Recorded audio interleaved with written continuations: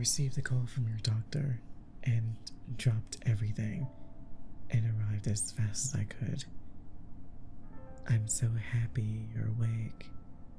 It's been so long. I missed you. I trust the doctor, but with events like this, you just never really know what could happen. I visited as often as possible.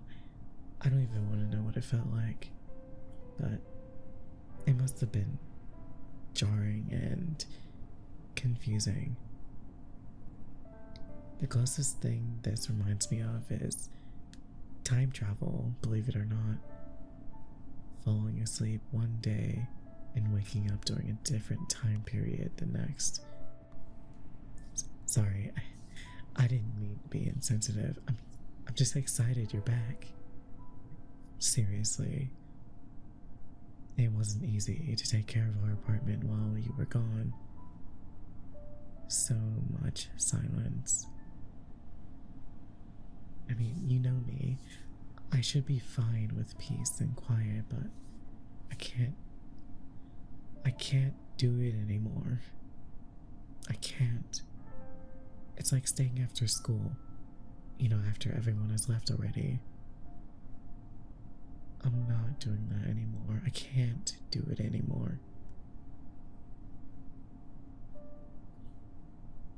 The doctor said that you could hear everything I was telling you, that I was saying while you were asleep. Do you remember all of those things I've said? Just in case I need to jog your memory, I'm going to retell you this one. You'll remember it for sure. It was late. I had a nightmare, a horrible nightmare. Alone in our apartment, you went to the convenience store. I was exhausted, drained from our movie marathon. So I decided to go to sleep in my room. I was out like a light,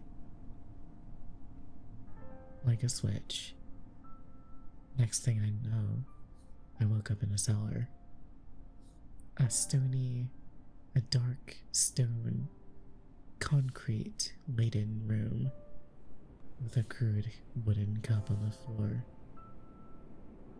a mattress, and a cutout of a window protected by steel bars, at least from what I can remember, and a poster on the wall. Old, ancient, lifeless, except there was a shade or a silhouette of a person on it. I don't know who. It was too dark for me to tell. I got up and attempted to leave. A wooden door leading out into that hallway. I opened the chamber door, wooden chamber door, and proceeded down the hallway. It led me to stairs. I followed those stairs. I went up them. Stony, hard and rough. At the very top, I reached a floor, following an atrium. I located an exit on the other end. At least, I assume it was an exit. It was definitely a doorway to another place, somewhere else beside this vast empty room. I walked over. I tried to open it, and it would not open. I heard nothing on the other side. No storm, wind, animals, people, machinery, nothing. Where was I? I could hear nothing. No one. I was stuck. Other doors lined the atrium. However, they would not budge. It seemed as if they were blocked by immovable objects on the other side. No movement to be made. It's cold. I'm lost. I thought about you. I went to look for you. Called your name, but you were nowhere to be found. I dropped in grief, cried. What have I done? Where are you? I thought, realizing that I was alone again. I thought, why did you leave me? Or was it that I left you? Did I push you away? Was this my punishment? Penance? The afterlife? There was no way to know at that moment. All that I could prove was that I was alone again. Again. Why again? I sat there for ages. We went over this. Alone does not mean lost. Then why did I feel despair? I'm still not totally sure. Then, something appeared in the middle of the room, the atrium. A shadowy figure. I think it was that. It waved to me. I think it was calling me over. Having watched horror movies before, you and I together, I said no thank you. Then, whatever it was, started moving towards me, in my direction. I was like, no thank you, and I ran to the stairs on the other side. I had to perform some special maneuvering, to say the least. Instead of proceeding upwards, I went down the stairs, past the floor containing the cellar I came out of. It led to a roof. I don't know how it did, but I was out of breath and time. I slammed the door leading to that roof, closing it with all my might, and blocked it with rusty wooden, misshapen tables. It all seemed to be decaying, and anything else I could find. I waited and waited for the shadow to attempt to get through. It never made a noise. It never followed me, from what I could tell. I was still alone. Maybe I should have accepted its advances. At least, I wouldn't have been alone, left behind, forgotten, tired. What else can I do? There was nothing again. I ran away from my problems. That's all I've ever done. I ran away. I'm sick of running. I was sick of running. I walked over to an edge of the building, if I can even call it that. And I looked down. A sea, an ocean, a large body of something. The closest term I could use is honey beneath me. I wanted to fall into the honey. It wasn't the end. I could not go back anyway. So I fell. I woke up for real this time, from night sweats. Not a dream.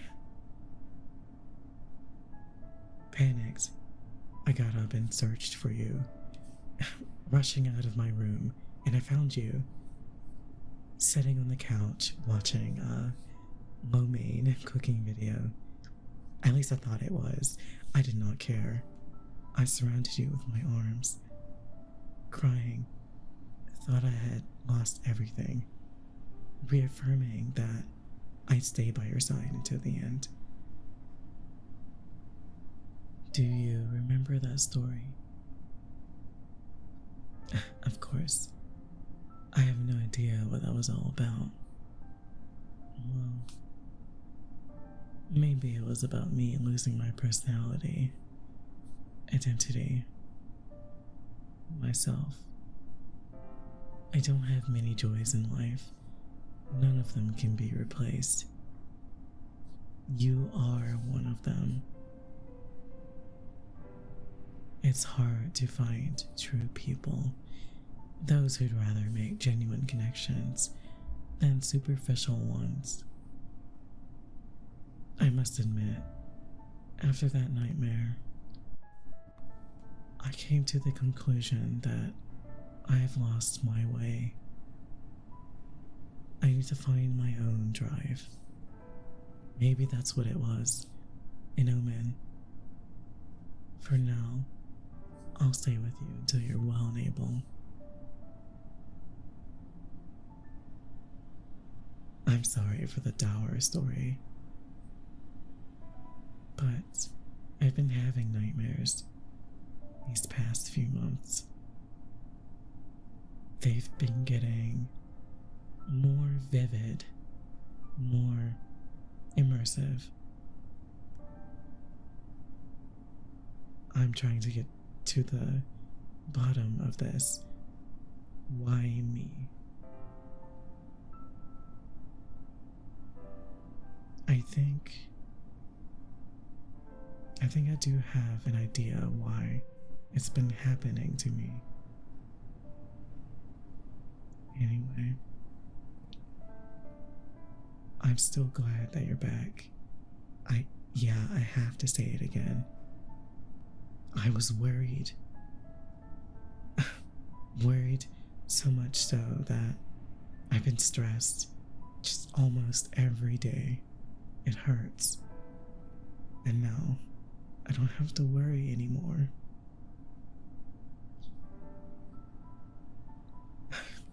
Okay. I'll stop being sad.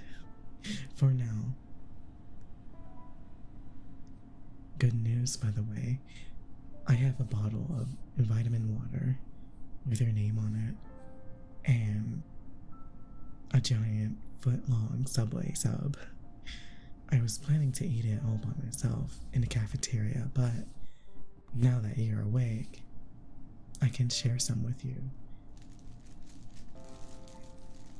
I'm still gonna take more than half of it. Yeah.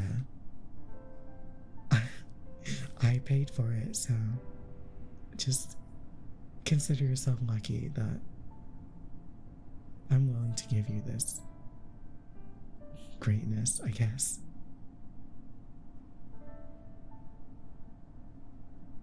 Besides, we have a long day tomorrow. I will carry you upon my shoulders if needed. I will drag you wherever you need to go, yeah. You best believe. We're in this together. I am stuck to you like tape and adhesive. I cannot think of a better word, but you know what I'm saying. Yes, so we'll be ready for anything that comes our way. There is no separating you and I. We're in this together.